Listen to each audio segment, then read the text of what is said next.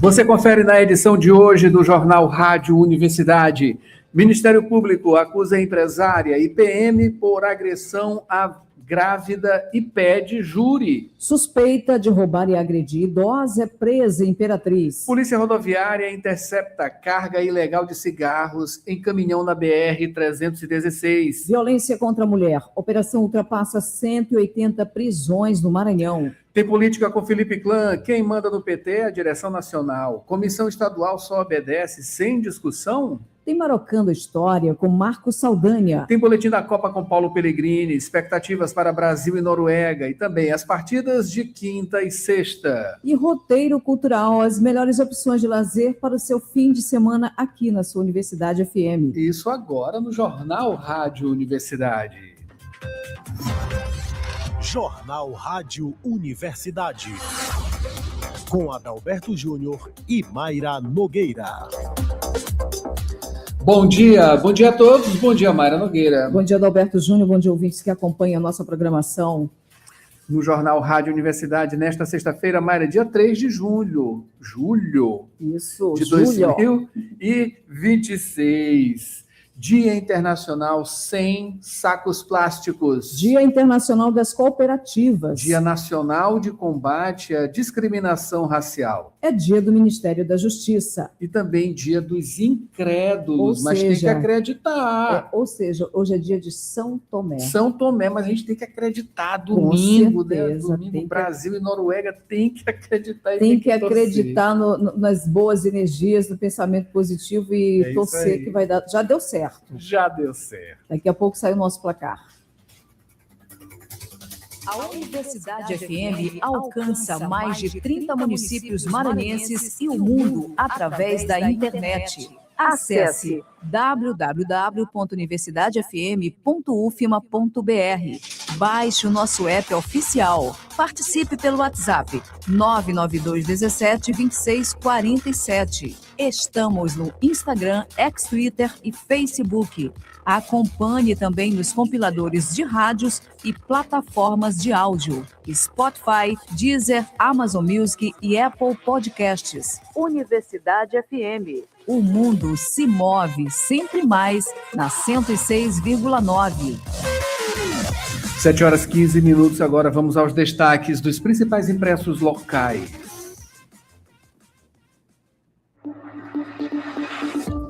Manchetes do dia. Acompanhe a live do Jornal Rádio Universidade em www.universidadefm.ufma.br. Você pode ir direto lá no YouTube, Universidade FM 106. E, claro, no nosso aplicativo oficial. Você pode obter lá no nosso site gratuitamente. É só baixar, fazer o download e curtir, compartilhar, comentar e interagir. Mayra Nogueira, a gente começa com os destaques de O Imparcial. Na manchete de hoje, relatório aponta que São Luís trata menos de 16% do esgoto e desperdiça 60% da água limpa. Olha só que coisa terrível. O ranking de saneamento 2026 expõe a grave crise estrutural de São Luís. Com apenas 41,8% de coleta, a capital maranhense trata menos de 16% do esgoto gerado, poluindo praias e bairros. Para piorar, a deterioração da rede de água e ligações clandestinas fazem a cidade desperdiçar praticamente 60% da água limpa antes que ela chegue às torneiras da população. Isso aqui é uma coisa absurda para um recurso tão primoroso e necessário que é nada mais, nada menos do que a água. Pelo amor de Deus. Um líquido cada vez mais precioso. Cada vez mais precioso, com certeza, porque com o passar do tempo, né, o líquido, a água, né, ela fica mais preciosa. A gente tem vários problemas relacionados à água, abastecimento, E vai ficando caro também, né? É bom lembrar disso. É um recurso que precisa ser bem tratado, né? Bem tratado, enfim, termos aí as reservas e os regimes de chuva, enfim, são coisas tão amplas, né, para falar sobre água. E esses números tão terríveis, né, que a gente aqui no Maranhão continua mantendo, né? É terrível. 7h18 agora, Mayra Nogueira, ainda como destaque em um imparcial. Senador Everton faz entregas de equipamentos para 17 municípios. O workshop capacitará lideranças para as eleições. Felipe Camarão, emparedado entre Orleans e Braide. Pressão da torcida Hendrick poderá ser o substituto de Paquetá. Eu acho que é o que todo mundo quer, né? Eu quero. E Feira do Vinil do Maranhão estreia amanhã no Centro Histórico. É isso aqui, ó. A feira reúne material de vinil de ao menos 6 lojas com atuação em São Luís, além de sebos de livros, HQs, mangás e outros materiais. Segundo Sandro, das 33 RPM, nesta primeira edição, a feira deve reunir mais de 30 empreendedores no Espaço Cultural Humberto de Maracanã, que fica no Complexo Trapiche Santo Ângelo, a partir de 11 da manhã. Olha, para quem gosta de vinil, da cultura do vinil, né, do toca-disco, né, das mídias analógicas também, né, de uma maneira geral, isso aqui é um presente, né, um evento desse. É isso aí. 7h19. Agora, Mayra Nogueira, vamos aqui para os destaques do Jornal Pequeno. Na manchete de hoje, ministro das Cidades entrega moradias e vistoria ampliação da litorânea no Maranhão. De acordo com o Ministério das Cidades, o Maranhão reúne atualmente cerca de 12 bilhões de reais em investimentos federais da pasta. Desse total, 6,8 bilhões estão destinados à contratação de moradias para aproximadamente 59 mil famílias, praticamente 60 mil famílias, né? Que bacana. Também como destaque, Mayra. FIEMA e Conselho de Consumidores da Equatorial Maranhão discutem demandas do setor da construção civil. Márcio Gerri anuncia investimento de 3 milhões de reais para fortalecer ciência e inovação no IFMA. TJ Maranhão prorroga afastamento de Paulo Curió por mais de 180 dias e mantém a intervenção em Turilândia. Aquele caso tenebroso de corrupção, né, que foi manchete nacional. E Polícia Federal obtém mensagens sobre contrato entre escritório de Viviane Moraes e Banco Master. Isso aqui é a tempestade do Banco Master que parece que vai demorar para passar. 7h20 agora, esses são os destaques dos principais impressos. Mayra Nogueira, daqui a pouquinho a gente tem os portais, né? E claro, tem um break agora, a gente volta com o trânsito em seguida. Quer fazer uma graduação sem sair de casa? A Faculdade Laboro tem a solução para você. Com o poder do EAD, você estuda de onde estiver, com aulas ao vivo, interação com professores e a mesma qualidade de ensino que você já conhece. Matrículas abertas para recursos humanos, administração, pedagogia, gestão pública e serviço social. É flexibilidade para a sua rotina sem abrir mão do seu futuro. Garanta a sua vaga agora mesmo. Acesse laboro.edu.br ou fale pelo WhatsApp 98933001491. Faculdade Laboro. A distância que te aproxima do seu futuro. Dirigir com cuidado é a sintonia da 106. Informações do trânsito. Dirigindo sempre com cuidado. 7h22 aqui pelo mapa do Waze.com. Trânsito tranquilo, viu? Por incrível que pareça. Até na BR-135, que tem uma leve demanda, mas fluindo o trânsito neste momento. Aqui na área Itaquibacanga está normal, né? Trânsito muito demandado, principalmente na entrada da área Itaqui, aliás, adentrando a área Itaquibacanga a partir da UFMA. A barragem do Bacanga, a barragem do Bacanga está tranquila neste momento. Borges Júnior vem com mais informações, não é isso, Borges? Bom dia. Bom dia, Borges. Bom dia, Adalberto, Mayra, bom dia a todos. Adalberto, aparente tranquilidade em alguns dos principais corredores, talvez aí por conta do início do período de férias, trânsito mais tranquilo, entre aspas, aí neste momento em alguns dos principais corredores. A gente traz informações do trânsito de um trecho da Jerônimo de Albuquerque. Dessa vez a gente fala ali da altura dos bairros Angelim e Bequimão. Quem passa por esse trecho da via aí, que se desloca saindo da Coab, sentido elevado da Coab, no sentido elevado da Coama, vai encontrar um fluxo já considerável de veículos nesse sentido, mas segue fluindo, não há alterações que comprometam a fluidez, apesar da quantidade de veículos. No sentido oposto, a mesma coisa, repetindo, a quantidade de veículos é considerável, mas o trânsito segue fluindo, não há intercorrências que comprometam essa normalidade por horário. Por hora, então, Adalberto, Mayra, são essas as informações, com ressalvas aí a alguns dos principais corredores, talvez ligados aí à questão do período de férias escolares. Adalberto, Mayra. É isso aí, Borges, que continue assim, né? Pelo menos o trânsito mais tranquilo, 7h24 Somente nesse agora. Período aí, muita gente de férias, né, Adalberto? Pois é. E aproveite aí, menos. você que está sintonizando, interaja aqui pelo nosso WhatsApp 992-17-2647, participe. É isso aí, Mayra. Vamos ao noticiário.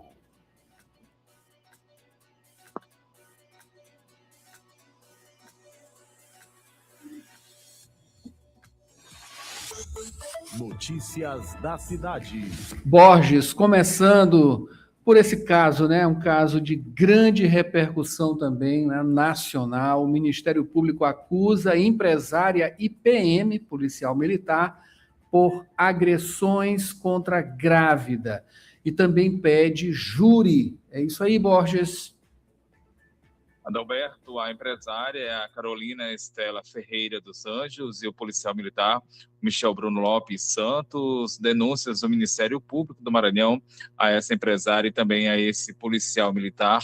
Ambos foram denunciados pelos crimes de tentativa de homicídio qualificado, tortura e tentativa de aborto, crimes contra uma jovem empregada doméstica de 19 anos, mulher ela estava grávida de 5 meses, empregada doméstica era a Regina, o caso ele está na Justiça de Passo do Lumiar, região metropolitana de São Luís, e segundo a denúncia, a vítima ela foi agredida após ser acusada de furtar o anel, acusação sem provas. O Ministério Público afirma que ela sofreu violência física e psicológica e ainda, de acordo com o Ministério, os acusados, eles tinham conhecimento da gravidez da mulher.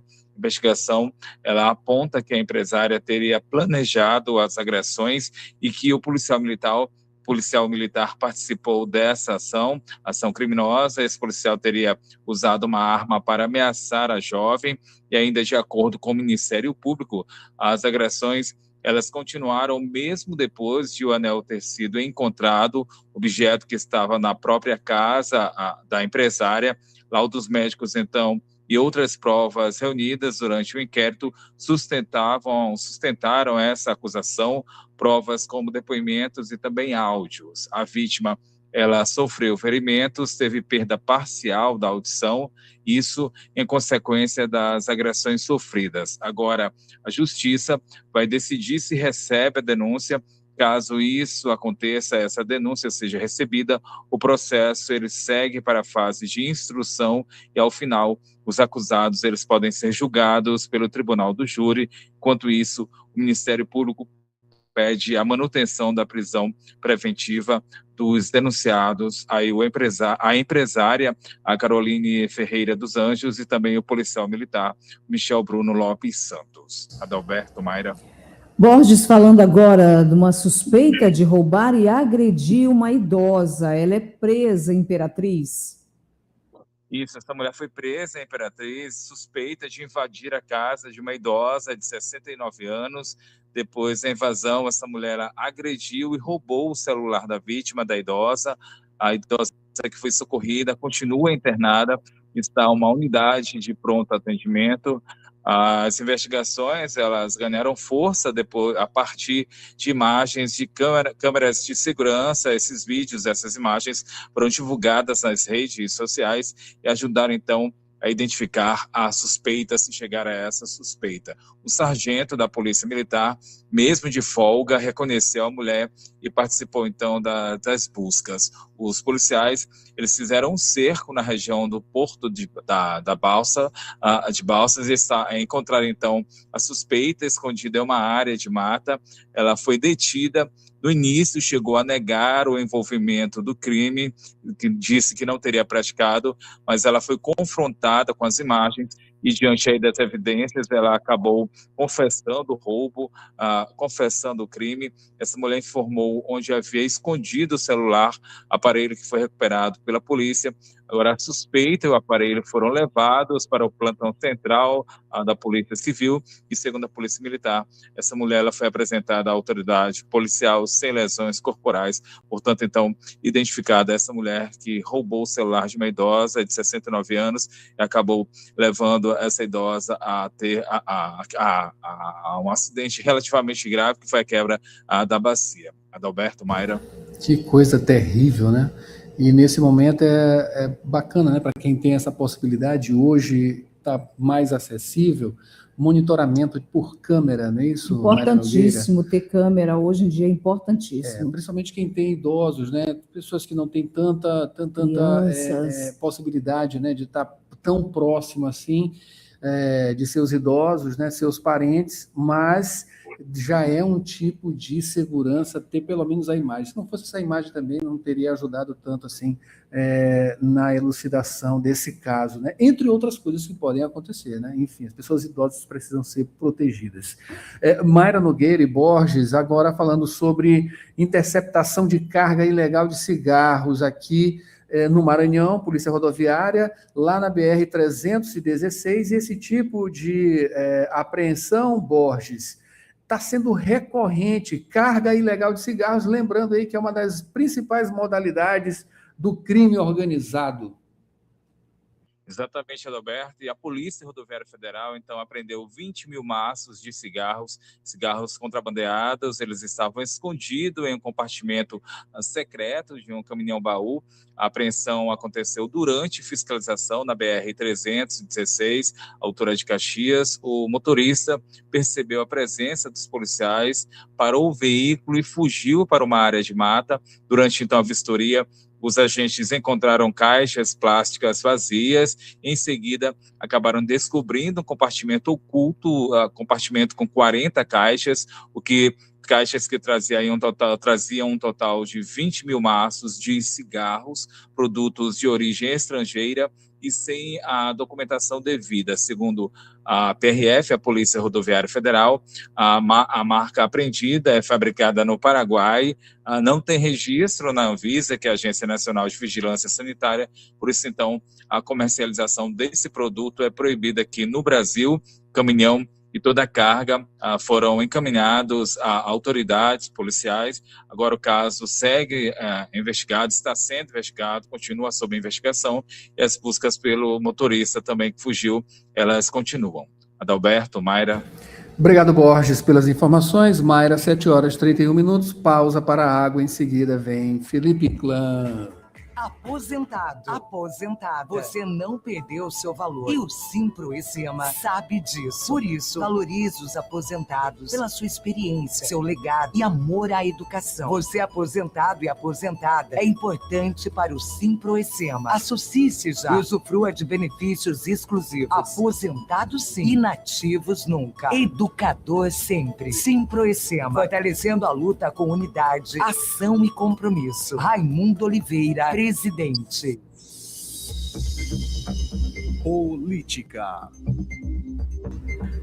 7h32, Felipe Clã chegando na área. Felipe, bom dia. Bom dia, Felipe. Bom dia, Adalberto, Mayra, Borges. Bom dia, ouvintes deste renomado jornal da Rádio Universidade. Coisa boa. Sexta-feira. Tem que torcer, Felipe. Bora logo dando o placar aí, vai lá. Brasil e Noruega, domingo. Não. Mayra! Mayra, vamos lá, Mayra. Eita, é compromisso, 2-1 para o Brasil. O Brasil vai ganhar de 2-1 aí da Noruega. Vai ficar com esse placar Anotado. também? Claro, claro. 2-1. Né? E, Eu acho Mayra, que vai ser- depois tu me dá os números da Mega, hein? Vamos torcer. Olha, lembrando que o Borges também acertou o placar passado, tá? Verdade. Bom, eu vou ficar em algum empate entre 1-1. Vai para o pênalti. Vai para o tempo Prorrogação. extra. Prorrogação. Não, pelo amor de Deus, Alberto Júnior, Eu tô não achando. deseje isso. Vamos para o 2-1. Vai ser um jogo duro, vai ser um jogo duro. Olha, Felipe, jogo duro mesmo é aqui no Maranhão, né? Quem manda no PT é a direção nacional, comissão estadual, só obedece? Ô, gente, acabou os 15 minutos, né, do PT estadual, a direção nacional, como todas as campanhas, nenhuma novidade, essa determinação, né, colocaram direitinho lá a comissão provisória, as pessoas que eles têm interesse, mas acabou, né? Quer dizer, toda eleição o PT estadual, infelizmente, somente aparece e cria confusão, ou todo mundo faz os galanteios, assim vamos dizer, né?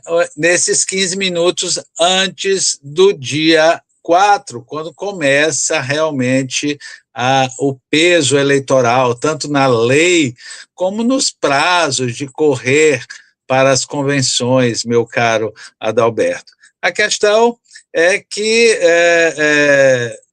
há uma leitura, né, que vem de Brasília, em que o presidente da República teve uma conversa com o governador do Maranhão e o senador Everton, apesar de todo mundo dizer que foi mentira e tal, apesar das fotografias, mão no rosto, carinhos, afagos públicos, né, gravações, o fato é que, independente dos prazeres municipais e estaduais, o PT nacional só tem um grande projeto, que é eleger o Lula, porque nada adianta aquele bababá de deputados, de senadores, de governadores, se o Lula não estiver comandando do Palácio Planalto. Aí é outra história, meu caro Adalberto. É isso aí, Felipe. Olha, está chegando aí o período, né, de convenções, né? Orleans ou Felipe Camarão, né? Qual vai ser a mais prestigiada? Bride não entra nisso aí, não? Não, olha, pois é, nós estamos esperando Bride é Bride, né? Nós estamos esperando o Bride mostrar qual é a intenção dele e tudo mais. Ele realmente, será que ele vai fazer uma convenção fraca, né, discreta, reservada, como ele tem feito, sem políticos, né, sem o povo festejando, porque a convenção é uma grande festa democrática, concorda? Porque se enche ônibus, se enche de gente o lugar. Gente, sempre foi assim, entendeu? Se não fosse assim, qual era a graça? Então, assim, tá errado? Não, deixa o povo, né, festejar, deixa o povo batucar, deixa o povo se encontrar, deixa o povo descobrir que a democracia está vigente nesse país, que a gente sabe sim fazer festa, né, para comemorar a liberdade democrática, entre aspas, né? Mas os que gostam de ser o poder, os que gostam de mandar, né, neste momento precisam se conter. A questão é que o Orleans, por enquanto, sai na frente dia 25 deste mês, faz uma grande convenção, né, e o Felipe vem no dia 1º de agosto. Agora resta esperar o Bride e os outros. Olha, não vamos esquecer que tem outros candidatos. A gente está falando muito só desses 3 candidatos, está errado, né? Mas nós precisamos primeiro ainda entender quem serão os senadores, quem vai mesmo ser candidato a governador, né, ou pré-candidato, não esqueçam disso, né, pré-candidato a governador. Agora, depois da convenção, depois de ata registrada, aí seja o que Deus quiser, vale quem tem estrutura, vale quem tem estratégia, vale quem tem trabalho para mostrar e convivência entre os políticos e a população do Maranhão. Não sei quem é que tem mais, mas eu sei quem tem menos, meu caro Adalberto. Quem é que tem menos, Felipe? Não. Tem candidato que a gente nem lembra o nome. Eu vou fazer uma listinha, e são nossos amigos, né, de relação. O Maranhão tem essa coisa, né, das pessoas se darem, de se conhecerem. Mas primeiro eles precisam resolver o que eles querem da vida deles, né? A gente cada hora muda, cada hora é uma invenção, né? É pelo projeto maior, é porque eu estou pronto, é porque isso, porque aquilo. Neste meio, o que acontece? Quem é que está presente? Felipe Camarão, Braide e o Orleans. Isso é indiscutível, que eles estão rodando o Maranhão e fazendo as suas campanhas, cada um ao seu estilo, meu caro Adalberto. Esses aí já decidiram, né? Esses já decidiram o que querem ser. E Roberto Rocha já decidiu? Ele vai a senador ou a governador? Olha, nós temos aqui, graças a Deus, a Rádio Universidade tem esse cuidado do crédito, né? Ontem, o repórter e jornalista, né, Marco Dessa, soltou, já no final do dia, que tinha conversado com o Roberto Rocha. Eu até tentei contato com ele para confirmar essa pauta, não me respondeu até então, mas dizendo que não, que resolveu que ele vai ser senador, né, pré-candidato ao Senado pelo Maranhão. É o que eu estou acabando de falar, só depois da data registrada, e assim mesmo ainda há prazos de contestação, ainda há prazos de mudanças, né, é que nós vamos entender como é que está este cenário, como é que fica este palco, né, de candidatos. E aí a população, os eleitores, vai poder conversar entre si, entre a família, e decidir quem realmente deve ser os representantes do Maranhão. Lembrando, é a grande chance que nós temos, todos nós, né? Todos nós temos a grande chance de mudar essa lamentável peça ridícula que é a política do Maranhão e do Brasil, meu caro Adalberto. Tá difícil, Felipe, tá difícil. Mas olha só, o que tá fácil e o que tá bacana, né? Teatro Arthur Azevedo, temos aí uma casa atualizada, né? Uma casa centenária atualizada mais uma vez, né? Então, né, muita gente diz, mas é um absurdo, toda hora se reforma. Ora, a gente reforma toda hora a casa da gente, nada é eterno. Se a gente tem que se reformar a nós mesmos, né? Imagina, a gente tem que se cuidar o tempo todo, mas não podemos deixar de registrar, né, este trabalho do Sérgio Aboais, né, esse genial ator, né, produtor e diretor que surpreendeu a todos com a sua capacidade. Viva o Pão com Ovo, né, que já rodou este Brasil.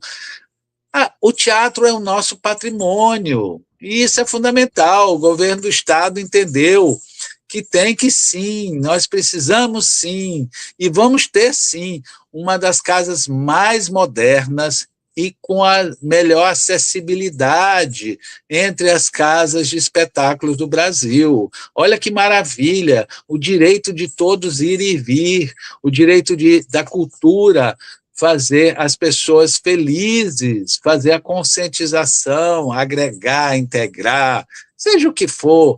eu estou muito feliz, né? Lá vem a Alcione, lá vem a Orquestra Filarmônica do Maranhão, né? Assim seja, que vão lá dar esse espetáculo, principalmente com detalhe, meu caro Adalberto, de graça, porta aberta, né? Tanto se criticou em tantos governos que o primeiro dia de espetáculo era para os amigos dos homens, dos senhores do poder, não é verdade? Né? Eu mesmo tive sérios problemas por escrever sobre isto, não é criticar, é registrar, né? O quê? Que as pessoas queriam estar como as primeiras, e não os amiguinhos, não os secretários, não os políticos. Esses esperam para o segundo, terceiro dia. Quem manda na casa de espetáculo, quem paga a casa de espetáculo é o povo. E a casa Arthur Azevedo é do povo, meu caro Adalberto Mayra e Borges. Disso aí a gente não tem dúvida, viu, Felipe? Olha só, a dúvida mesmo é só no placar, tá? O nosso querido Éden Júnior mandou aqui mensagem, tá aqui o placar dele, Brasil 1, Noruega 2, né? Ele tá nada coração, ele tá ainda na aposta mesmo, né? É isso aí, racionalidade total. Obrigado, Éden, pela participação, ele que mandou mensagem aqui pelo chat do YouTube, Universidade FM 106, né? Enfim, vamos torcer pelo melhor, né? Adalberto, eu encontrei com uma pessoa numa farmácia, eu adorei, viu, Mayra? Ele olhou e disse, realmente, vocês homens são incompetentes, precisam de uma mulher para ensinar vocês o placar do futebol. É isso aí. Oh, my God. Vamos ver, está na hora... Mas o importante é, cada um, claro, tem a sua opinião, vai ter o seu placar, vai acreditar da sua forma, mas no final a gente tem que pensar no melhor resultado. É isso aí. E todo mundo vai torcer, com certeza. Vai, de qualquer forma vai sim. Felipe, espero você aqui segunda-feira, tá? Esperando que com a vitória do Brasil e, claro, comentário e análise política aqui no Jornal Rádio Universidade. Um abraço, um ótimo final de semana e a gente se vê na segunda. Boa. Até lá. Mayra Nogueira, a gente vai para uma pausa rapidinho, tem uma dica saudável aqui para relaxar e a gente volta em seguida. Só não sei se com o Paulo nesse primeiro momento ou no segundo bloco ali depois do Rádio Ciência, tá? Mas a gente vai trazer Paulo com certeza para fazer análise do esporte, análise do boletim da Copa, tá? A gente volta já já.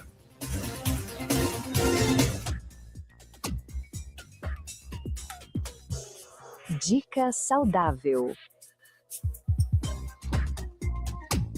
Manter horários regulares para as refeições é um hábito importante para o bom funcionamento do organismo e manutenção da saúde.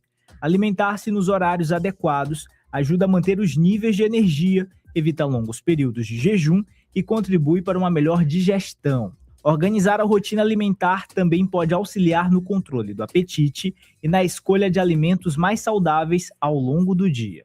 Confira agora alguns benefícios de manter horários regulares para as refeições. Primeiro, esse hábito ajuda a regular o metabolismo e contribui para o controle dos níveis de glicose no sangue. Também favorece o funcionamento do sistema digestivo, reduz a fome excessiva e pode evitar o consumo exagerado de alimentos nas principais refeições.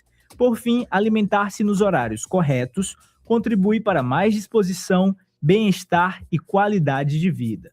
No mais, é cuidado e atenção. Com essas dicas saudáveis, aproveite bem o seu dia.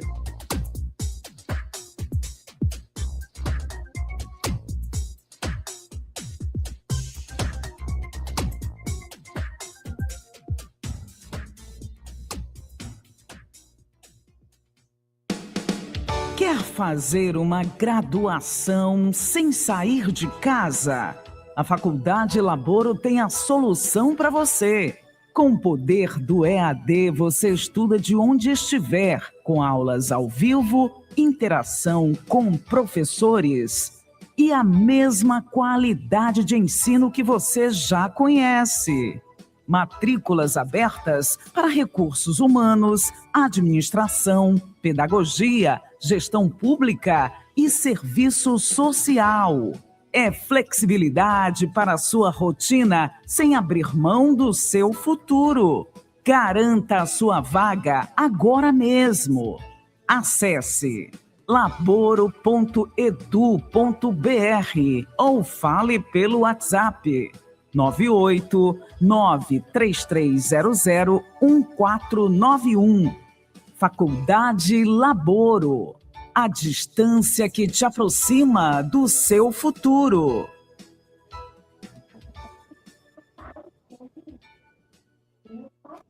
Boletim da Copa.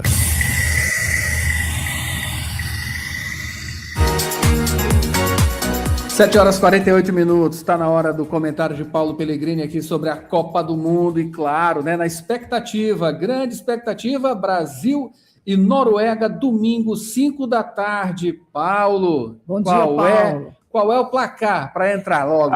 Paulo, uma pergunta que não quer calar. Você também está entre a razão e a emoção? Bom dia, bom dia. Bom dia. Bom, eu estou mais... Entre a razão e a emoção. Pois é, eu estou mais entre a razão, mas a emoção, para esse caso, também faz parte da razão. Sim. Porque o Brasil conta com o peso da camisa. O Brasil conta com a sua história, com seus 5 títulos mundiais e com enfim, a disposição, o empenho, o jogo de não desistência, né, a persistência que mostrou contra o Japão. Então, esse é um lado emocional que é muito forte, que acaba sendo racional também. O Brasil tem...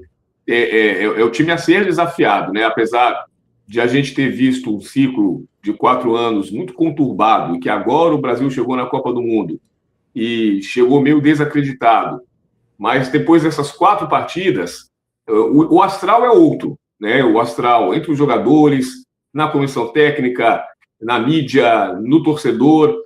Então, esse é o lado emocional que, para mim, já virou racional. Obviamente, o Brasil vai entrar em campo e vai fazer a Noruega respeitar a camisa amarela. E o Brasil deve jogar de amarelo, porque o Brasil é o mandante do jogo. Então, eu acho que esse é um lado emocional que conta. Já um lado racional, o principal problema do lado racional desse jogo é que, por mais que o Paquetá tenha sido criticado, não seja um jogador ideal para ser o nosso regista, o nosso maestro de meio campo. Mas ele vai fazer falta, porque o Brasil não tem outro jogador com suas características. E é isso que a gente tem que discutir. O que o Ancelotti vai fazer para armar o time sem Lucas Paquetá, por mais que o Paquetá seja um problema para a seleção, ele também é uma solução. Quanto ao placar, eu ainda não tenho um palpite claro assim, mas é um chute total. Eu acho que o Brasil vence na prorrogação, por um 2-1 chorado. 1-1 arrastado, vai para os pênaltis, vai para a prorrogação, e aí na prorrogação, a quantidade de jogadores decisivos que o Brasil tem pode fazer a diferença em relação à Noruega, que tem um número menor de jogadores decisivos, embora eles tenham um jogador decisivo que pode decidir a partida sozinho. Mas eu vou de 2-1 na prorrogação. Aí, é isso aí. Paulo, ainda como detalhes em relação especificamente ao Brasil, né? O que a gente pode ter? Tem gente que fala, tem essa dúvida, né, em relação a substituto de Paquetá, né? Muita gente naturalmente quer Endrick, né? Endrick é a melhor peça. Tem aquilo que a gente acha e tem aquilo que a gente acha que o Ancelotti vai fazer. O que eu acho? Eu acho que a melhor solução é Danilo Santos preenchendo o meio-campo. O Brasil jogar uma trinca ali de meio-campistas que povoe o meio-campo, que crie dificuldades para a Noruega tocar a bola e que faça o jogo ficar um jogo mais, digamos assim, tenso, no bom sentido da palavra, um jogo mais disputado, um jogo que o Brasil não deu oportunidades ao adversário e consiga aproveitar na qualidade, principalmente do Vinícius Júnior, né, na esquerda, mas também do Ryan na direita, as brechas para poder furar a defesa da Noruega. Então, eu faria isso, eu colocaria Danilo Santos, que é um jogador que sempre entra bem, tem qualidade, não é da posição do Paquetá, mas é um jogador que vai agregar ao meio-campo e vai, pelo menos, fazer o Brasil não sofrer, digamos assim. Com isso, eu adiantaria um pouco mais o Bruno Guimarães e jogaria com Casemiro, Danilo e Bruno Guimarães. Agora, o que eu acho que o Ancelotti vai fazer? Essa opção que eu falei é uma opção que alguns jornalistas ontem falaram que o Ancelotti testou e que ele parece propenso a fazer. Ou seja, digamos que essa seja também a primeira opção do Ancelotti, de acordo com os relatos de quem viu o treino. Mas o Ancelotti já fez isso várias vezes. Ele já treinou muitas formações e na hora escolheu uma, às vezes até aquela que ninguém esperava. O que eu acho que ele pode fazer, se ele quiser manter mais ou menos o perfil do time que tem jogado, que são 2 volantes, Casemiro e Bruno Guimarães, e um cara um pouco mais à frente, que era o Paquetá, que fazia o elo entre esses 2 volantes e os 3 atacantes, a melhor opção que ele tem para isso é recuar o Matheus Cunha, que é um falso 9, é um 9 que não é um centroavante clássico, tradicional, que joga enfiado, ele também volta, e na verdade a grande valência do Matheus Cunha é essa rotatividade que ele tem naquele setor, de não jogar parado, mas ele pode recuar um pouco o Matheus Cunha, e aí ele não vai ter opção, ele vai ter que colocar o Endrick, por mais que ele possa não querer, para jogar no lugar do Matheus Cunha, que é o jogador que mais características tem, e também tem entrado bem, merece, né? Merece. Então, essa opção, o Ancelotti pode ter, talvez não para iniciar, ele pode iniciar com o Danilo Santos, mas com certeza ao longo do jogo é uma saída que ele pode ter, principalmente se o Brasil precisar do gol, ou se o Brasil precisar do contra-ataque para ampliar o placar. O Endrick de 9 e o Matheus Cunha de falso 10.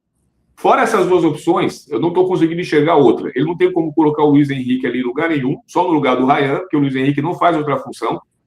Não tem como tirar o Vinícius Júnior do lugar dele, para colocar o Martinelli na esquerda, por exemplo, que também entrou bem. Mas aí o Vinícius vai para 10, vai perder o que o Vinícius tem de melhor, que é o mano a mano com o lateral da Noruega.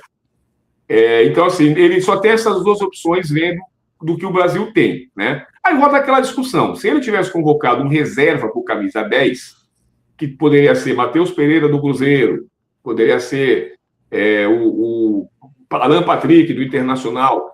Eu sei que eles não têm nível para jogar uma Copa do Mundo, talvez não tenham, mas ele teria um 10 reserva. Ele poderia ter alguém para jogar ali. Mas ele optou em convocar, tanto que na contusão do Wesley, ele opta em convocar mais um volante, que é o Ederson.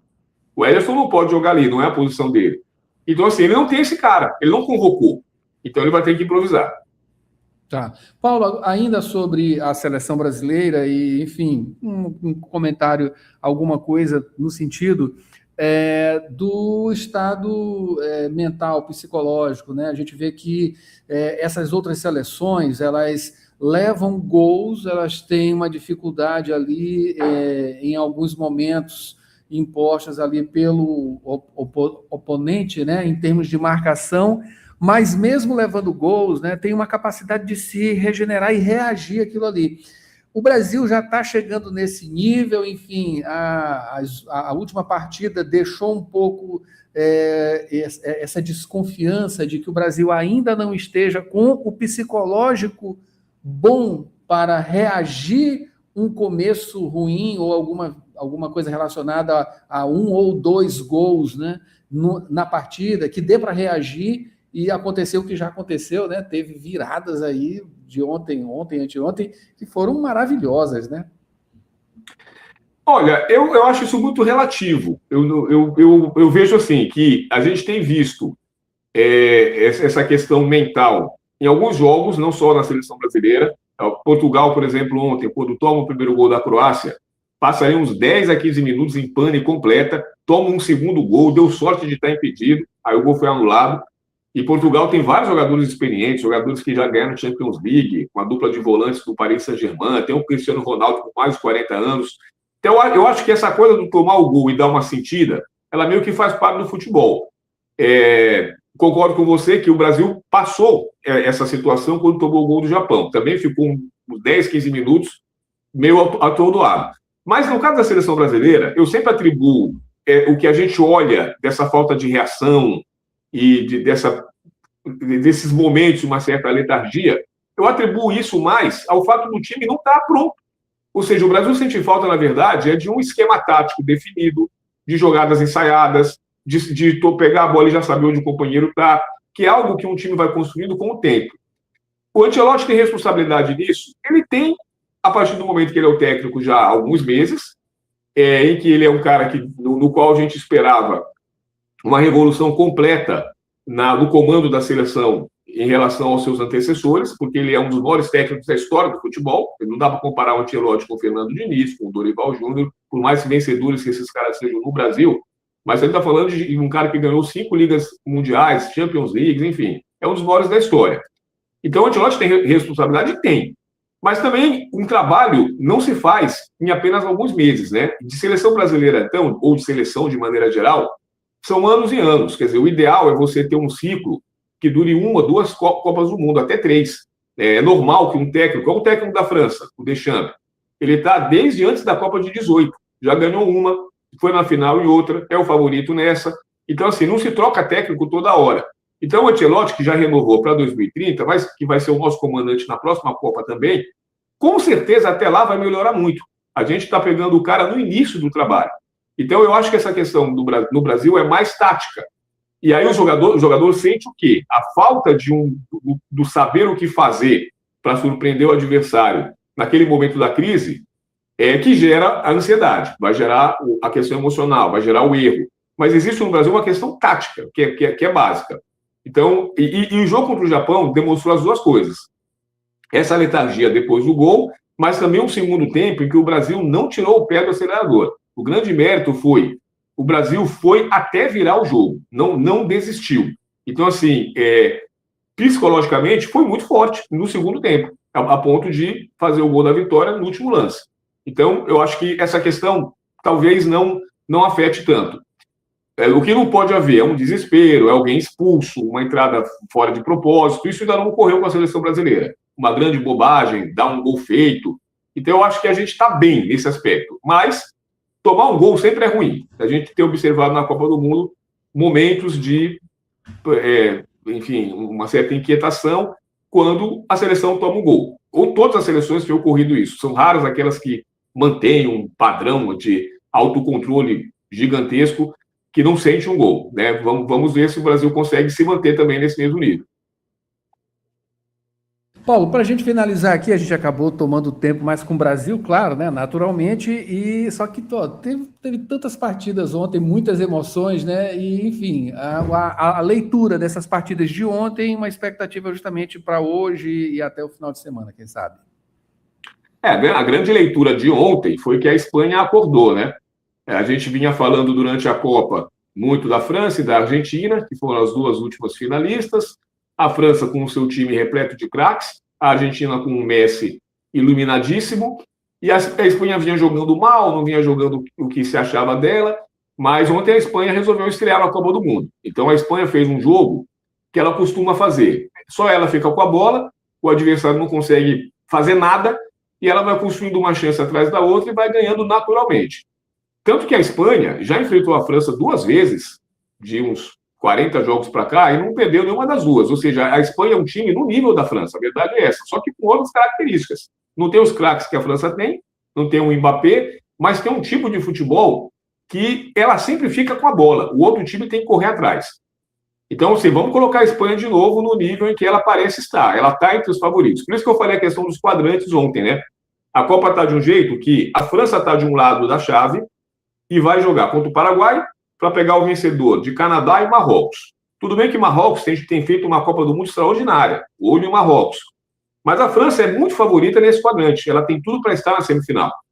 Para pegar exatamente a Espanha, que está no outro quadrante, contra Portugal, que passou sufoco ontem, e o vencedor de Bélgica e Estados Unidos. E por mais que os Estados Unidos estejam empolgados, jogando em casa, mas também não dá para comparar com a Espanha ainda. Então a Espanha tem tudo para ser o outro semifinalista. França e Espanha têm tudo para chegarem na semifinal. Aí, do outro lado, a Argentina pegou um caminho cheio de seleções medianas. Vai pegar Cabo Verde, se ganhar, pega o vencedor de Austrália e Egito. Se passar, pega o vencedor do confronto entre Suíça e o vencedor de Colômbia e Gana.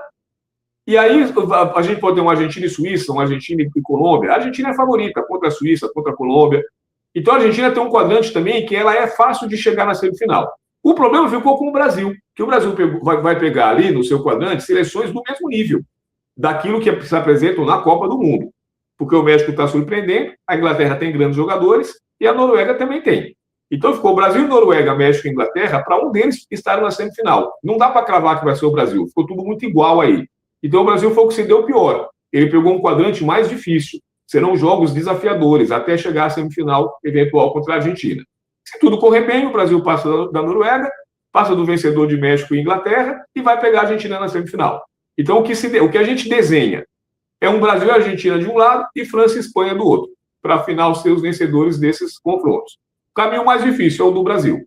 Os outros três parecem bem encaminhados para chegar nessa situação. Hoje tem os jogos que encerram, né? O Roberto botou a tabela ali. Hoje tem o Austrália e Egito, logo de tarde, Argentina e Cabo Verde. Quem ganhar desses dois jogos se enfrenta. E no fim da noite, Colômbia e Gana. Quem ganhar pega a Suíça, que ganhou agora há pouco, acabou 2h15 da manhã, Suíça 2, Argélia 0. Então a Suíça está esperando o vencedor de Colômbia e Gana, para a gente fechar com os 8, o que vão fazer, aliás, os 16, né, que vão fazer os 8 jogos de oitavas de final. Mayra Nogueira tem placar aí de ouvinte, não é isso, Mayra? O Jorimar de Souza do Anil, ele disse que Brasil 3-1, 3 gols de Vini. E Borges Júnior está dizendo que ele não está muito otimista em relação a esse jogo, ele segue na torcida, não consegue apontar um placar favorável ao Brasil, mas ele repete e segue torcendo. Espera que essa embarcação norueguesa reme de volta para casa e que acabe naufragando. É o recado de Borges Júnior. É isso aí, né? Tem que torcer, né? Tem que torcer estou contigo, demais. Borges. Paulo, vamos ficar na expectativa, né? Claro, e na segunda-feira a gente está aqui, com certeza, né? Na expectativa de que esse Brasil tenha dado um bom resultado e a gente continue, né? Claro, a gente vai ficar até o final da Copa, independente de Brasil ganhar ou não, enfim. Claro. A gente vai estar com esse comentário aqui com o Paulo Pellegrini. Muito obrigado, Paulo. Valeu, gente. Só um último comentário rápido. Eu tenho visto muita gente falando sobre a qualidade da defesa da Noruega, que seria uma defesa ruim, que o Brasil pode até atropelar, porque a Noruega tem o Haaland, que é um cracaço, mas tem uma defesa ruim. Embora os números possam mostrar isso, e de fato a Noruega, entre as seleções que chegaram nessa fase, tem índices de tomar gol maior do que o normal, mais de um gol por jogo, mas assim, 4 desses gols foram tomados contra a França, quando a Noruega jogou com o time reserva. Com o time titular, a Noruega tem uma média razoável. Então, assim, eu não vejo dessa forma. Eu não acho que a Noruega tem uma defesa espetacular, mas também não tem uma defesa que é uma peneira. Então, assim, para deixar... Porque se ocorrer uma zebra e surpreender, muita gente vai se surpreender com a defesa da Noruega. Eu já estou dizendo, não tem que surpreender nada. Uma defesa tão boa quanto as outras. Não é maravilhosa, mas não é ruim. Tá? É porque aquele jogo contra a França, ela jogou com o time reserva e foi massacrada. Mas, ao longo da Copa, tem se mostrado razoavelmente firme e não vai jogar com o Brasil de peito aberto, vai marcar bastante. Então, não esperem facilidades, não. Vai ser um jogo como qualquer outro. É isso. Obrigado, Adalberto. Segunda-feira estamos aí. Vai ser um jogo de emoções e, com certeza, emoções. Obrigado, Paulo. Mayra, 8h05. Vem agora a Rádio Ciência. A gente volta já com mais informações aqui no Jornal Rádio Universidade. Brechó propõe reutilização e reconstrução de roupas como enfrentamento ao descarte. Você sabe como surgiu o Fast Fashion? Eu sou Bruno Goulart e já está no ar mais uma edição do Rádio Ciência. Pesquisa, produção científica e as discussões do ambiente acadêmico.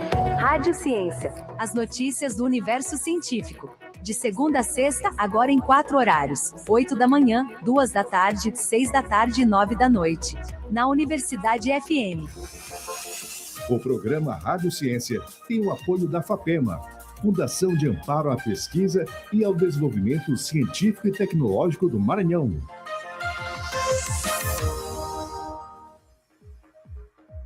Brechó propõe reutilização e reconstrução de roupas como enfrentamento ao descarte. As informações com Pedro Batista. A indústria da moda é uma das mais lucrativas do mundo.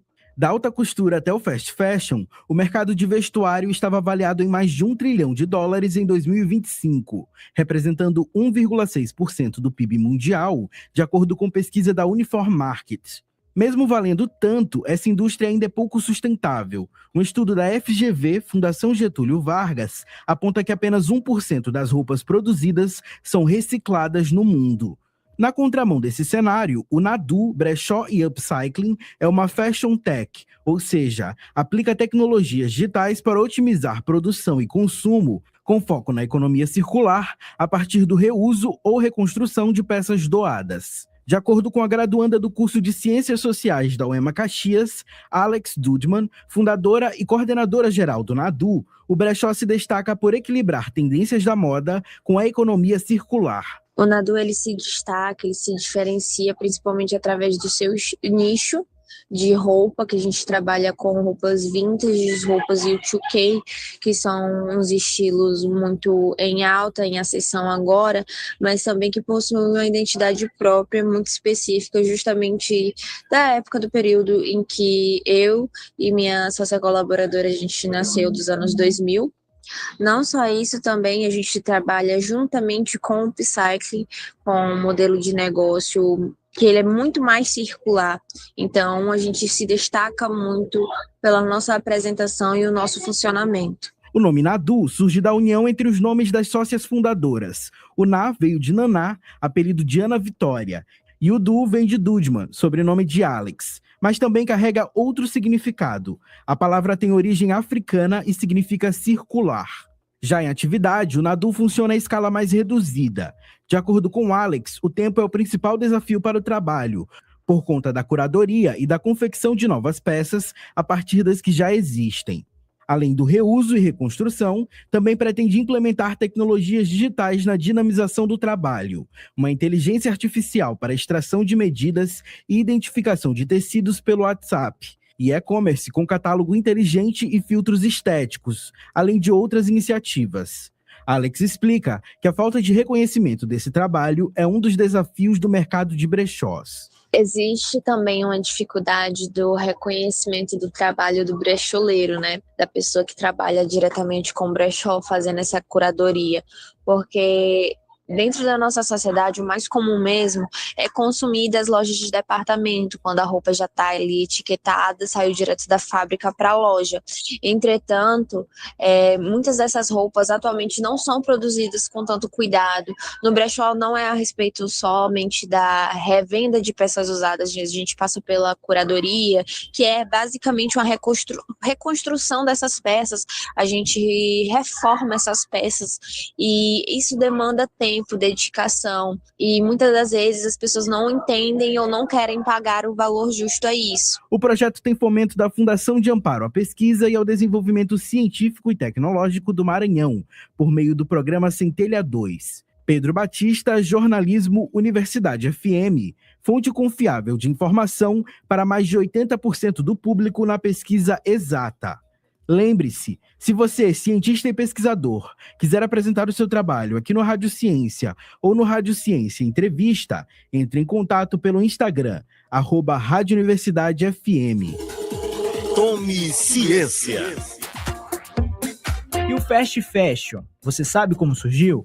O Fast Fashion, que significa moda rápida em inglês, surge na década de 1970, em meio à crise do petróleo. 2 fatores impulsionaram esse modelo: a necessidade de vendas a um menor custo e demanda de exportação. Para isso, diversas fábricas têxteis foram transferidas para países asiáticos, por exemplo, para diminuir os gastos com mão de obra e produção. Esse modelo só se consolida em 1990, quando grandes varejistas o adotam como forma de traduzir com mais rapidez as tendências das passarelas.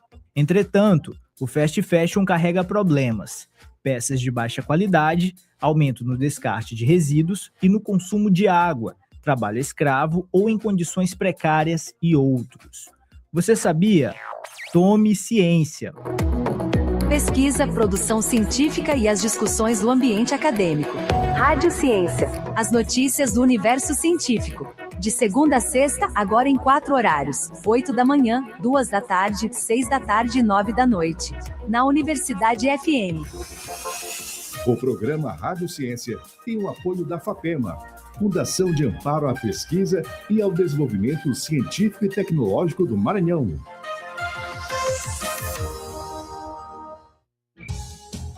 Estão abertas as inscrições para o edital de apoio a pesquisas no Porto do Itaqui. Mais um fruto da parceria FAPEMA-EMAP, a proposta incentiva pesquisas aplicadas, desenvolvimento tecnológico e inovação como forma de facilitar processos no Porto. O prazo de execução dos projetos é 18 meses. Público-alvo: professores e pesquisadores maranhenses de instituições de ensino públicas ou privadas, ou instituições científicas, tecnológicas e de inovação. Eixos temáticos: operações portuárias, meio ambiente e relação porto-cidade. Mais informações em fapema.br/editais. Inscrições até 17 de julho. Não perca!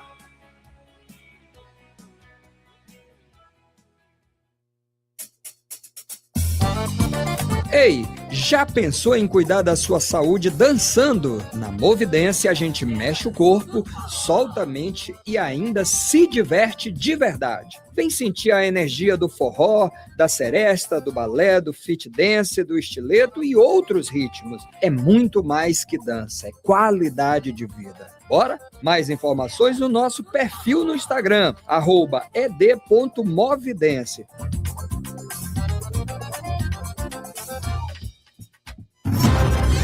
Jornal Rádio Universidade, com Adalberto Júnior e Mayra Nogueira. De volta com o Jornal Rádio Universidade, 8h13. Antes da gente ir para Marocando a História com Marcos Saldanha, a gente vem com o Borges, não é isso, Borges? Trazendo informações agora. Vamos ver aqui, violência contra a mulher. Operação ultrapassa 180 prisões aqui no estado, Borges. Adalberto, a Operação Mulher Segura fechou o primeiro mês de atividades aqui no estado, aqui no Maranhão, com mais de 2.000 mulheres atendidas, o que resultou em 180 prisões de suspeitos envolvidos em casos de violência contra a mulher. A ação ela reúne polícia civil, militar, corpo de bombeiros e também perícia oficial. E durante esse intervalo, também foram fiscalizadas 114 medidas protetivas e mais de 60 agentes receberam a capacitação para ampliar o atendimento a essas mulheres vítimas de violência. A operação é coordenada nacionalmente pelo Ministério da Justiça e Segurança Pública e aqui no Maranhão é executada pela Secretaria de Estado da Segurança Pública, foco a prevenção, proteção às mulheres e também a responsabilização de seus agressores. Portanto, então, mais de 2.000 mulheres no primeiro mês, que resultou em mais de 180 prisões de suspeitos. Adalberto, Mayra. Borges, falando agora sobre o promotor que foi suspenso após episódio com arma em promotoria. Mais detalhes sobre esse assunto. Promotor de Justiça do Maranhão, suspenso por 20 dias. O Lindomar Della Libera foi suspensão pelo Conselho Nacional do Ministério Público, fato acontecido após manusear uma arma de fogo, isso durante uma discussão na Promotoria de Justiça de Balsas. O processo apontou que o desentendimento aconteceu entre dois membros do Ministério Público. O Conselho Nacional do Ministério Público entendeu que não houve provas suficientes para confirmar a ameaça intencional, mas considerou a conduta incompatível com o cargo. Durante o julgamento, foram analisados depoimentos. O relator destacou que muitas testemunhas não presenciaram a discussão, que gerou dúvidas sobre a dinâmica dos fatos. Mesmo assim, o Conselho avaliou que o manuseio da arma dentro da promotoria representou uma situação grave e com risco de consequências mais sérias, o que justificou, então, a punição de 20 dias de suspensão. O plenário também revogou as medidas cautelares, medidas impostas anteriormente ao promotor, como a suspensão do porte de arma e a proibição de contato com a vítima, isso após a remoção definitiva dele para a comarca. Adalberto, Mayra. Obrigado, Borges, pelas informações. Borges retorna daqui a pouquinho com mais informações, claro, aqui no Jornal Rádio Universidade. Vamos para um break rápido e vem Marcos Saldanha com Marocando a História.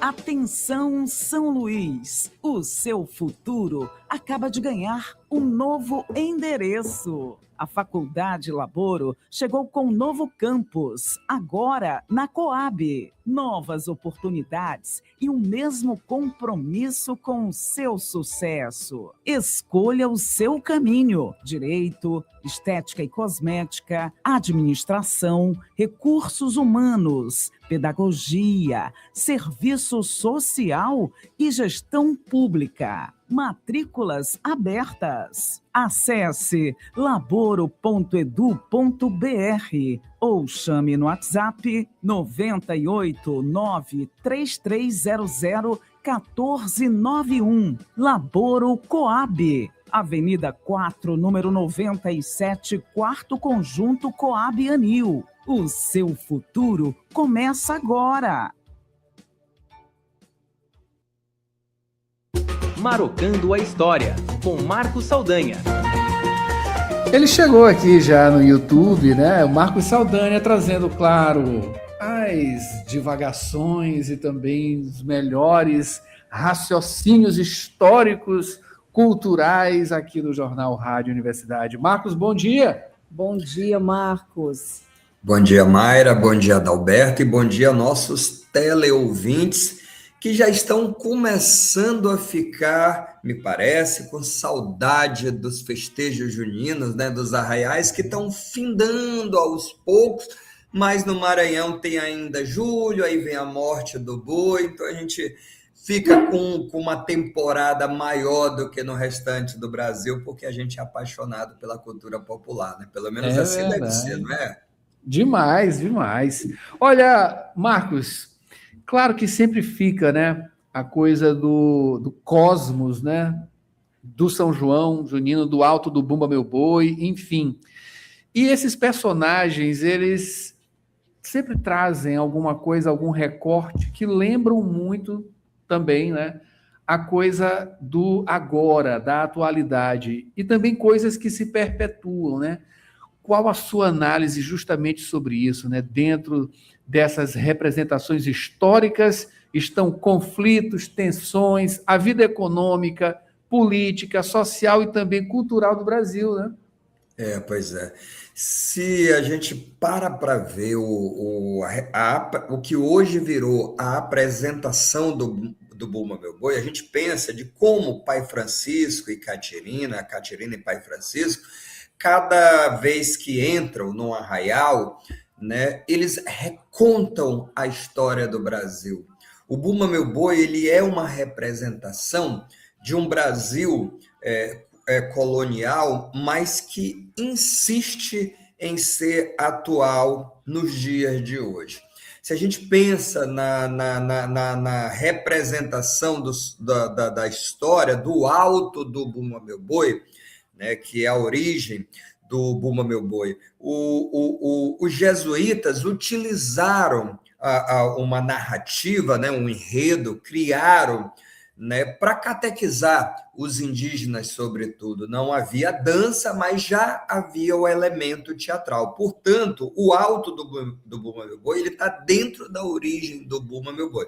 E se você para pensar, o que é Catirina desejando e persuadindo pai Francisco a cometer um delito, a descumprir uma ordem que é cortar a língua do boi. Isso é basicamente Eva tentando Adão a comer a maçã proibida, porque o boi mimoso, o boi preferido do amo, é aquela restrição absoluta do senhor. No caso, o amo da fazenda. No caso bíblico, né, o senhor, o Deus. Então, tem aquela coisa de moral da história, o que acontece com quem desobedece à ordem do Senhor. No caso bíblico, o fim do paraíso, né? A condenação ao trabalho e tudo. No caso do Senhor, graças aos espíritos da floresta e tudo, bom, um milagre, vamos dizer assim, os encantados, o boi, ele ressuscita e é feito a paz, ali é selado a paz, porém a lição, a moral da história, ela está dada, né? É como se reproduzisse a narrativa da dominação senhorial sobre, né, os empregados, sobre aqueles seres dominados. De que forma isso ainda chega ao dia de hoje, essa dominação, essa reprodução senhorial, quando você vê, por exemplo, o alto do Bumba Meu Boi ser apiado, ser retirado da narrativa, e o boi vai se adequando aos desejos da elite de como quer ver a apresentação. Quer dizer, o povo, ele vai subvertendo o Bumba Meu Boi, que nasce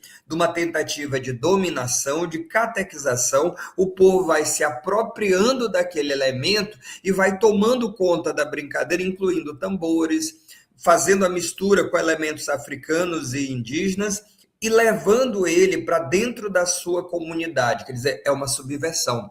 Então, toda vez que o Bumba Meu Boi ele se apresenta, é a resistência, não só cultural, mas é uma apropriação cultural de algo que é feito para dominar e que é feito para extravasar. Só que quando o povo se apropria da brincadeira, toma da igreja aquele auto de catequização, ele começa também a ser proibido, ele começa a ter um limite. Quer dizer, vira um caso de polícia. Se a gente pensa nos documentos do final do século XIX e do início do século XX, o Bumba Meu Boi, ele entra na polícia como caso de vadiagem, a ponto de haver um limite da zona rural, de onde a população é dona dessa festa, das comunidades, no caso de São Luís até o João Paulo, daí vem a festa de São Marçal, né?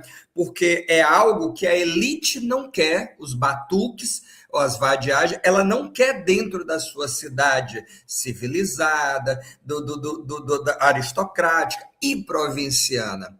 E com o tempo, esse boi resiste ainda, olha outra resistência, do alto criado para catequizar, ele subverte e toma conta da festa, incluindo tambor e dança, né? Porque a igreja não gostava do sorriso, não gostava da dança, e eles impõem. Depois, cada vez mais quebrando essas fronteiras, esses limites impostos, chegando até o centro da cidade. Havia um boi em Tutóia, na região ali do Delta, Lençóis, no litoral maranhense, o boi Realeza, anos 70 e 80, já não existe mais. E veja só, esse boi, ele cantava uma toada quando se apresentava nos arraiais, usando careta ainda, bem simples e tudo, ainda mantendo a zabumba, que é o sotaque original dos bois, ele cantava: a estrela do pobre só brilha quando ele tem dinheiro para gastar. As eleições vêm aí e nós vamos votar. Nesse dia, pobre tem valor e tem carro de luxo para andar. Olha, nos 70 e nos 80, como o Bumba Meu Boi é um instrumento de reivindicação, de crítica, de resistência. E aí, com o tempo, esse Bumba Meu Boi ele vai sumindo, vai mudando as suas características e começa a exaltar as belezas daquele lugar, bacana, tudo bem, mas também começa a exaltar o seu padrinho, o seu amo, o seu senhor, que é nada mais do que o benfeitor, o patrocinador da brincadeira. Então ele começa a ficar na mão do poder público, que é quem organiza os arraiais, quem determina o horário que ele vai se apresentar, o dia e o tamanho da apresentação, e ele começa a ficar refém disso, né? A brincadeira, ela volta de novo para o poder senhorial, de certa forma, e ele fica refém disso. Então, olha só como o pai Francisco, Catirina, quando entram nesse arraial, sem o alto do Bumba Meu Boi, sem a representação original, com horário estipulado, determinado, né, para uma apresentação, num período que não é ele que determina. Eu conversava com entrevistava o Guará Freire, que é amo, né, do boi de Seu Teodoro lá em Brasília, e falava para ele, esse ano está chovendo muito. Ele, não é isso. É que os arraiais eles estão começando antes do tempo. Boi de promessa, ele começa na noite de São João.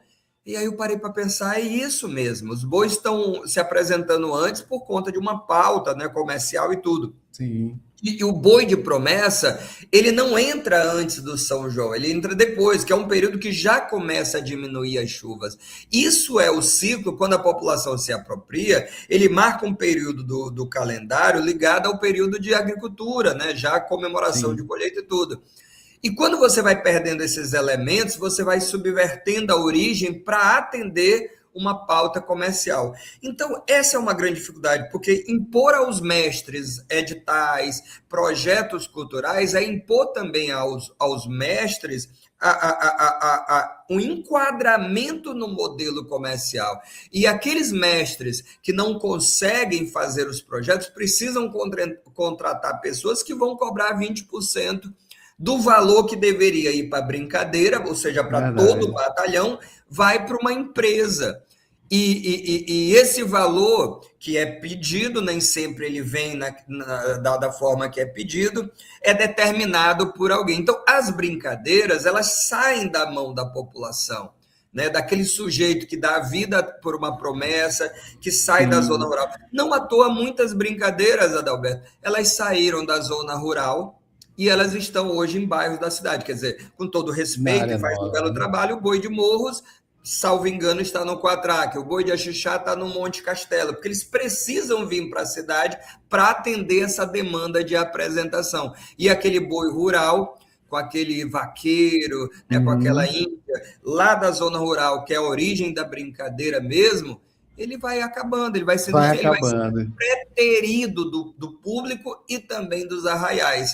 Quer dizer, a gente precisa repensar sobre isso, né? De certa forma, quando a gente aplaude isso acontecendo, a gente está, no fundo, aplaudindo a recontação dessas histórias, mas também dos conflitos e das tensões, onde a elite determina como deve ser as apresentações. Quer dizer, para fechar, as brincadeiras, as boiadas, que você dizia assim, vou brincar Bumba Boi, né? Tá passando a boiada, viram apresentações, entretenimento, né, das elites para elites. A gente precisa pensar sobre isso, né, gente?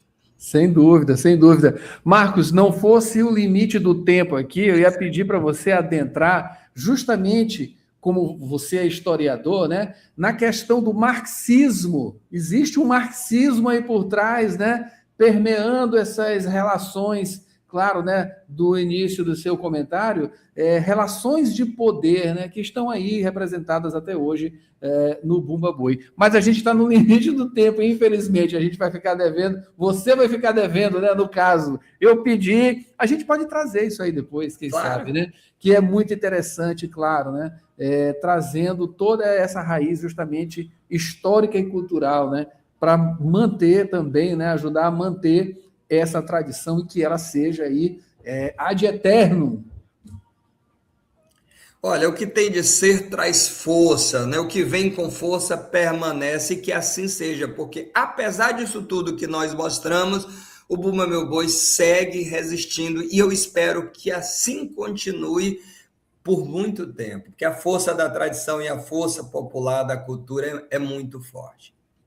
E a força que ela se mantenha, essa força, com certeza. Marcos, muito obrigado pela sua presença. A gente espera você aqui na próxima sexta-feira, claro, com mais Marocando a História. Valeu, até a próxima.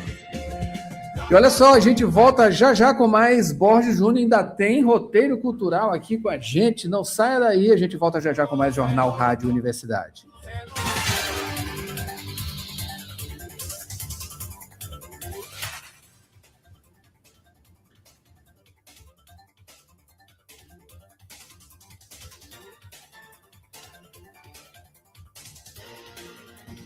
Então tá, não tem break, né? Mas a gente tem Borges Júnior. Borges voltando com informações aqui, agora falando sobre a Universidade Federal do Maranhão, não é isso, Borges?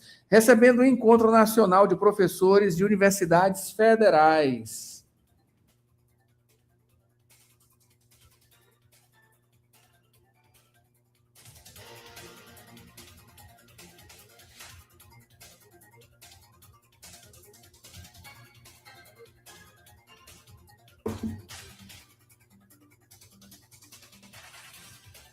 É isso aí, Borges. Falando sobre a Universidade Federal do Maranhão e esse encontro de universidades federais aqui, né, de professores de universidades federais.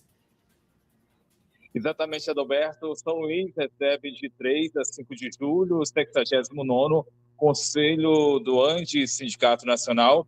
Abertura no dia de hoje, nesta sexta-feira, seguindo até este domingo agora. Encontro, ele acontece no auditório Paulo Freire, campus do Bacanga, portanto, então, aqui na Universidade Federal do Maranhão, a UFMA sediando esse encontro, esse evento, cerca de 450 docentes de universidades e institutos federais de todo o país participam da programação, participam desse encontro, essa programação que é organizada pela Pruma, Seção Sindical dos Docentes da UFMA. O evento ele acontece durante 3 dias, hoje, amanhã, o sábado e no domingo. Os participantes vão discutir diversos temas como o financiamento das universidades públicas e a valorização da carreira docente. Também vão entrar em debates aí as condições de trabalho, a defesa da ciência e as políticas para o ensino superior. O tema desta edição de 2026, guarnecer a luta pela educação pública na terra da balaiada contra o imperialismo e a extrema-direita.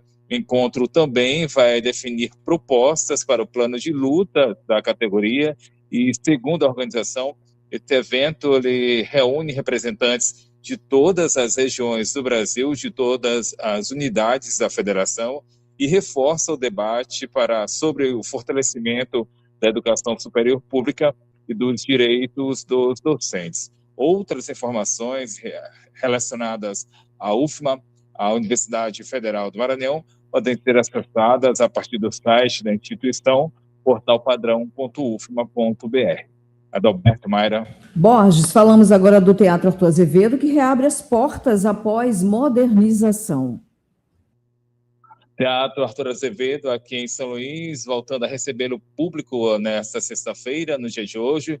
Espaço cultural reabrindo depois de passar pela maior reforma realizada nas últimas 3 décadas, nos últimos 30 anos. A obra ela trouxe melhorias na estrutura do prédio e restauro de elementos históricos, também modernização dos equipamentos de iluminação e sonorização. Teatro, ele também passou a contar com novos recursos de acessibilidade, também foram implementadas adequações nos camarins e banheiros. Inauguração, ele foi inaugurado em 1817, o Teatro Arthur Azevedo é o segundo mais antigo do Brasil, ainda em funcionamento. O prédio ele é tombado pelo IPHAN e faz parte do Centro Histórico de São Luís, fica localizado à Rua do Sol, é reconhecido como Patrimônio Mundial pela Unesco, e na noite de hoje, na noite desta sexta-feira, vai ser entregue ao público, à sociedade, a programação para a reabertura. Vai ter como destaque o concerto de estreia da Orquestra Filarmônica do Maranhão, momento que vai contar com a participação mais do que especial da cantora maranhense Alcione, o espetáculo marcado para a partir das 6 da tarde, lembrando que a entrada ela é gratuita, é aberta ao público. Os ingressos vão ser distribuídos no dia de hoje, nesta sexta-feira, a partir de 1 da tarde, distribuição na bilheteria do Teatro Arthur Azevedo, repito, localizada na Rua do Sol. O limite de ingressos, o limite dos bilhetes é de dois bilhetes no máximo por pessoa, e o teatro, reforçando então o Teatro Arthur Azevedo, ele fica localizado à Rua do Sol, Centro Histórico de São Luís, sendo entregue à população, à sociedade, no dia de hoje, nesta sexta-feira. Adalberto, Mayra. Que bacana, viu, Borges? Aí essa casa, essa grande casa de cultura, né, centenária aqui no nosso estado, representante também no nosso país, né? Borges, mas para finalizar a sua participação hoje, falando sobre Bolsa Família, a Caixa está confirmando aí as datas de pagamento do mês de julho. Isso, Adalberto, a Caixa Econômica Federal já divulgou o calendário de pagamentos do Bolsa Família, calendário referente ao mês de julho. Os depósitos, eles vão ser feitos entre os dias 20 e 31, isso de acordo com o número final do NIS dos beneficiários. O programa, a gente lembra, ele é destinado às famílias com renda mensal de até R$ 218 por pessoa, e para participar é necessário estar inscrito no cadastro único, mas a inscrição sozinha, apenas a inscrição, não garante a entrada no benefício. O valor mínimo pago é de R$ 600 por família. O benefício também prevê adicionais para crianças de até 6 anos, gestantes, bebês de até 6 meses e pessoas jovens entre 7 e 17 anos. E para continuar recebendo auxílio, as famílias elas devem cumprir algumas exigências. Dentre essas exigências, apresentar a frequência escolar das crianças e adolescentes, o acompanhamento pré-natal das gestantes e ainda a ter em dia a vacinação. Os valores, eles podem ser movimentados pelo aplicativo Caixa Tem, Internet Bank, e ainda podem ser sacados em agências lotéricas e correspondentes bancários. Adalberto, Mayra. Agradecendo Borges pela participação aqui com a gente. Mayra Nogueira, está na hora do Roteiro Cultural. Isso aí, vamos já. Roteiro Cultural. As melhores dicas de lazer para o seu fim de semana. Olá, começa agora mais uma edição do Roteiro Cultural. Você já sabe, aqui você fica por dentro das melhores dicas de diversão para o seu fim de semana. Fique ligado. Começando com o cinema, Mayra. Pois é, cinema trazemos aí as estreias da semana com o filme Minions e Monstros. Na nova animação da Illumination, os Minions embarcam em uma jornada para encontrar criaturas assustadoras para o filme de monstros que vão produzir. Em cartaz nos cinemas da cidade. Também está em cartaz, Mayra, Supergirl, Kara Zor-El, prima do Superman, ajuda uma jovem garota a encontrar o homem que assassinou a família dela. Juntas, elas desenvolvem um laço enquanto viajam pelo espaço à procura do grupo de bandidos do qual o vilão faz parte. Está em cartaz nos cinemas da cidade. E também segue em cartaz 15 Dias, adaptação do livro best-seller nacional de mesmo nome. Felipe é um garoto gordo e tímido que sofre bullying na escola.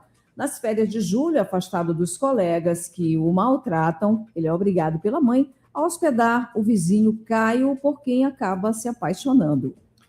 Pronto, agora é pegar a pipoca e boa sessão. Mayra, vamos agora para as dicas de sexta. Sextou, começando aí com Arraial do Ipem, uma programação recheada com Quadrilha, Princesa do Sertão, Grupo Piaçaba, Bumba Meu Boi, Mocidade Alegre, Itapecuru, de Itapecuru, Thaís Moreno, Cambada do Forró e muito mais. Tudo isso a partir das 5 da tarde, na Avenida A, 187, no Jardim Renascença. Tem também a Festa do Beijo, promete aí tocar os clássicos do indie rock e também outras músicas, outros estilos que marcaram noites lá no bar Chamoá. É isso aí. A noite vai ser comandada pelo DJ Kiss Fux e a banda Página 57, isso tudo a partir de 8 da noite, no Reviver Hostel, Rua de Nazaré, Centro. Para finalizar, Adalberto, tem um show de Wilson Zara e Alberto Trabuzzi, como nos tempos do Zanzibar, que mistura clássicos, memórias com uma atmosfera de encontro.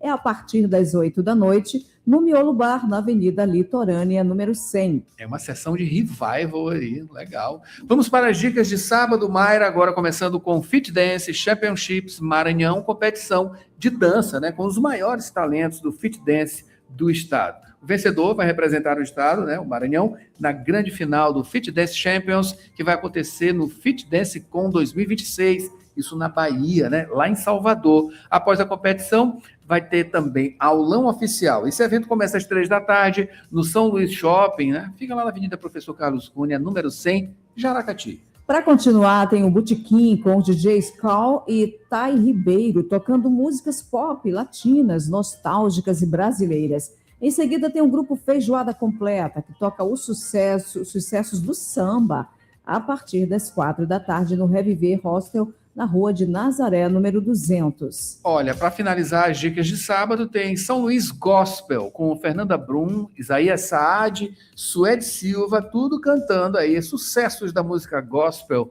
a partir de 6 da tarde, na Praça Maria Aragão, Avenida Beira-Mar Centro. Domingão, começando aí com o pagode do Hexa, com o grupo Argumento e o DJ Wolf, que promete animar a tarde de domingo. Além disso, a programação conta com transmissão ao vivo do Jogo do Brasil contra a Noruega. É a partir das 3h30 no Só Tudo, PH Center, no Angelim. É isso aí. Continuando, tem Samba Copa Brasilis, no Bendito Samba. Por lá, atrações DJ Félix e Tai e, convidados tocando remix e também novas versões de clássicos da música brasileira. Tudo isso no Cozinha Massari, Avenida Atlântica, número 48A. Finalizando, tem o Festival das Tradições com Coco Pirinã, Ritmistas Unidos da Madre Deus, Lelê de São Simão, Cacuriá da Basson, A Máquina e os Fofões, Bumba Meu Boi da Fé em Deus e muito mais. É a partir das 5 da tarde no Ceprama, na Rua São Pantaleão, Madre Deus. É isso. E a entrada é gratuita. Gratuito. Olha, é São João, é Copa. Mas o que tem no destaque cultural, Mayra? Vamos conferir agora. Destaque Cultural. Tributo a Tom Jobim promete reunir músicos brasileiros e franceses em São Luís. O espetáculo homenageia a obra de um dos maiores nomes da música brasileira, com um repertório que revisita clássicos da bossa nova, em arranjos que dialogam com o jazz. A apresentação vai ser conduzida pelo sanfonista francês Benoît Croust e o cantor e violonista maranhense Marconi Rezende, acompanhados por músicos locais em um concerto para celebrar a riqueza da música brasileira. Benoît e Marconi contam mais detalhes sobre o tributo. Boa tarde a todos os ouvintes da Rádio Universidade. Aqui quem fala é Benoît Croust, eu sou saxofonista francês, radicado aqui em São Luís, e eu tenho a maior alegria de apresentar para vocês, junto com o grande violonista e cantor Marconi Rezende, uma noite especial que a gente vai propor essa sexta-feira no Clube do Chico, às 9 da noite. Vai ser um tributo especial dedicado ao Tom Jobim. A gente vai tocar umas músicas do lado A, tanto como do lado B do mestre Tom Jobim. Sexta-feira, 13 de julho, às 9 da noite, no Clube do Chico. A gente aguarda vocês. E, detalhe, Juarez Miranda no contrabaixo, Carlos Hernani na guitarra e Lucas Pacheco na bateria, grandes músicos de São Luís que vão acompanhar a gente. Então é isso aí, a gente aguarda vocês sexta-feira, 9 da noite, no Clube do Chico, né, Marconi? É isso aí, gente. Lembrando que Jobim completaria 100 anos em janeiro deste ano. Vamos comemorar, gente. Grande beijo. O tributo a Tom Jobim acontece nesta sexta-feira, às 8h30 da noite, no Clube do Choro, Parque Atenas. Imperdível!